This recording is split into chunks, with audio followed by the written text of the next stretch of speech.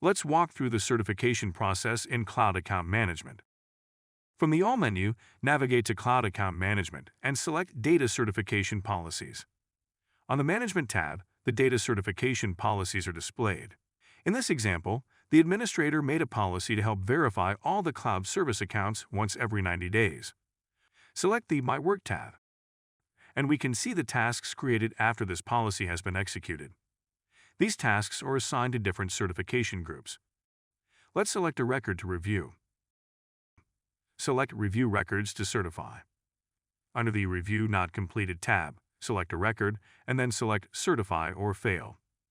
We'll select Certify, and the record appears on the Review Completed tab. If we select a record and choose Fail, the task is moved to the registry and the Cloud Account Management admin will take the next action. We can also assign owners by right-clicking on the Owned by entry and selecting the name from the lookup list.